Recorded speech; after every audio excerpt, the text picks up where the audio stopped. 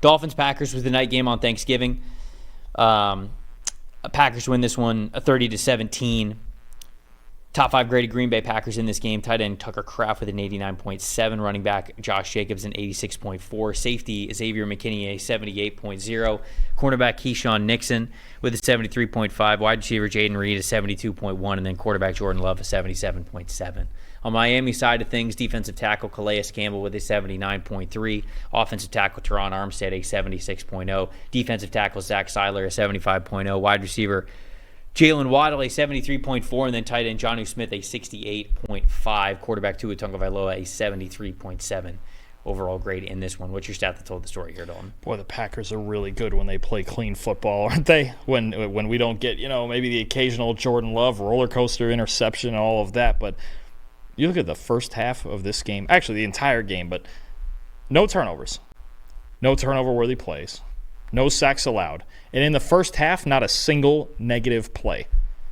That's as clean as it gets. And honestly, if the Packers were going to play like that, there's not a chance. There might not have been a chance the Dolphins could have won this game anyway, even if they played well. Because the Packers, this is, especially in the first half of this game, this is what they look like when they're rolling on all cylinders. They just didn't make any notable mistakes to speak of, while the Dolphins made a few early ones and the Packers jumped on them. And that was pretty much that. When the Packers are rolling like this, we start talking about them again as, okay, maybe a threat in a playoff scenario to Philly or Detroit, right? Mm-hmm. Because we know how good Jordan Love can be. We know how good this offense and is balanced and all that, but it's just about not making mistakes, especially with the turnovers. I think that's a big thing, is when they don't turn the football over, they're as dangerous as any offense in the league. I agree with you completely. I mean, I think that we talk about Philly, we talk about Detroit. Minnesota and Green Bay are right there, man. They could absolutely spoil the season of either of those two teams and go on a run themselves. I think that is well within the cards for them. Seth that told the story for me. I hate being the one to bring this up. I wish it wasn't true. Dolphins in cold weather. You're correct. I hate to bring it up because I think it's stupid. I think that us talking about, like, oh, they can't play in the cold. They kind of can't play in the cold. Now they warmed up in the second half. Ha! Sorry, had to do that. That was good. But anyway. Dolphins in the first half, negative 0.19 EPA per play. Dolphins in the second half, positive 0.25 EPA per play.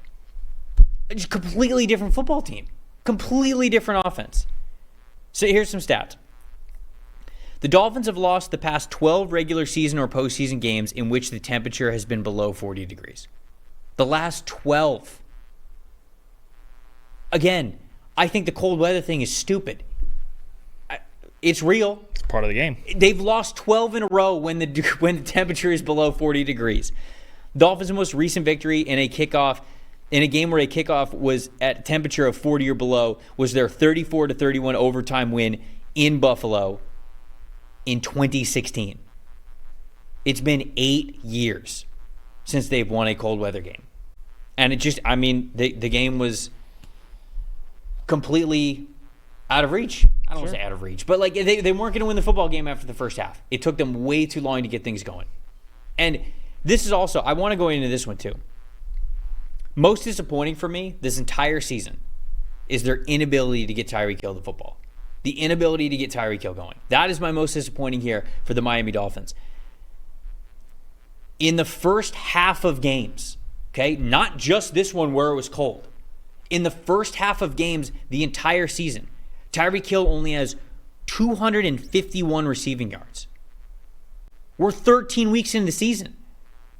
It's one of the best, fastest, most explosive, easiest separating wide receivers in the league. I understand they didn't have Tua for a stretch. Get him the football. 251 receiving yards through 13 games this season. That's a 1.17 yards per route run average. In 2022, he had 971 through the first 13 weeks of the season and a 4.71 yards per route run average. The year after that, 2023, 617 with a 2.74 yards per route run average. This year's not even close. You're basically at a third of what you were last year, let alone the year before that when it's even worse. And they still run the highest rate of screens in football, and somehow it's not getting to him. Get this guy the football, man. That is to me so disappointing of this entire Miami Dolphins season is their inability to get Tyreek Hill the football, whether Tua has been in there or not. And this game was another example of them not being able to get Tyreek Hill the football. And I think that to me is much more of a damning stat than, it was cold. So. I'm in the it was cold boat. I mean, because we've seen this. Obviously, I just think it's annoying to talk about it's cold. Miami's going to be bad. Well, it's annoying because most people go, they're from Miami, duh. Okay, that's not how that works. It's because. But it kind of is now at this point. Well, sort of, but it's also how their team is built. Their team is built on what, Trevor, on offense? Explosive plays? Speed. Oh, speed, sure. Yeah. And you get in the cold and you get in the snow, and we saw in Bills Niners. Did any of those guys look fast out there? No. No, you don't have the footing. What wins those cold weather games? Trench play and physicality and tackling and running people over and good defense. And the Dolphins aren't as good at any of those things in this game. 39 rushing yards. And the worst part of that, they didn't even try to run the ball in this game. I think Tua had 50-something dropbacks. I forget the exact number. They allowed 5 sacks and pass protection, which on the percentages, as much as they drop back, is mediocre. The bigger thing to me, the effort on defense. I know it's a short week. I know it's Thanksgiving night, all that stuff. Trevor, they missed 23 tackles. That's bad. 23. Yeah. I haven't seen anything close to that all year. If you miss 14, 15 tackles in a game, you had a really bad night. They missed 23 tackles. And you could see it on defense. It's like we talked about the Bills wanted to go out there and put an extra lineman out there and hit somebody. The Dolphins went out and looked like they didn't want to hit anybody on defense. I just don't, and I've been talking about this secondary all year. They were in on it too. It looked like they just did not want to play in the cold and hit people and play the type of physical football that the Packers wanted to play. That's why this question persists. It's not just, fluky stuff and losing by a field goal and this and that. We see them go out there in the cold and get whacked because they're just not as physical. I mean, you have to run the ball. You have to play defense. You have to tackle. You have to play December NFL football. And the Dolphins just don't do that. And their team isn't even built for that. There's a lot of times the theory is, the Dolphins can make a run if they have home field. When are they getting home field? Right. You got Josh Allen in your division and Patrick Mahomes and Lamar Jackson either prepped to play in the cold or not. Yeah. Or this is just going to keep happening. No, I'm with you.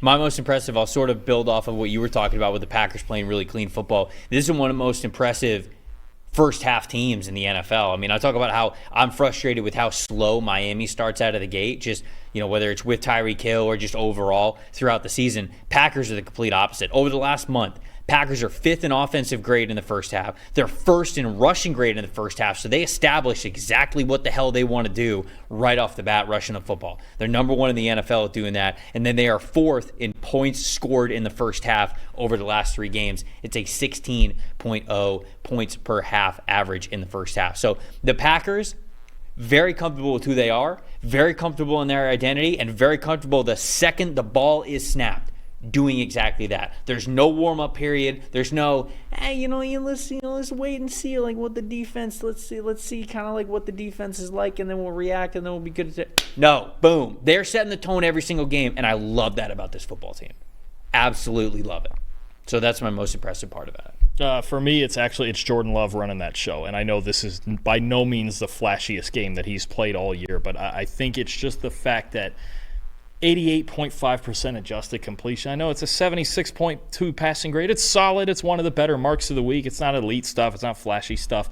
0 turnover-worthy plays. I just think this felt like, to me, when I watched this game, the best all year that he's just managed the offense and went about it in an efficient manner. This was a game, not even just no turnover-worthy plays. I didn't even feel like there was any passes in this game that were in any danger. Right, it was a clean, efficient performance, and I think that part is going to set up some of the bigger plays that we know Jordan Love can make. But he's a guy who has to ease up sometimes on those deep shots. Right, sometimes he'll throw a deep ball where you're like, why? Or you think about the pick 6 against, I think it was against the Rams earlier in the year, and if he can cut out those plays where you're just like, what the hell are you doing? Then we can get back to the Jordan Love that he was in the second half of last year that got raging hot and could maybe even have the ceiling to win the whole thing. But I think this was a good step in the right direction for him. I think as efficient, as clean as a game as he's played all year. Thanks for watching, everybody. Make sure you like and subscribe the video. And if you don't have a PFF Plus subscription, you can get one to see all the premium stats that we talked about here on the show, plus the expert betting and fantasy advice over at subscribe.pff.com. The description is also right below, so if you are not a PFF Plus subscriber, you can become one today.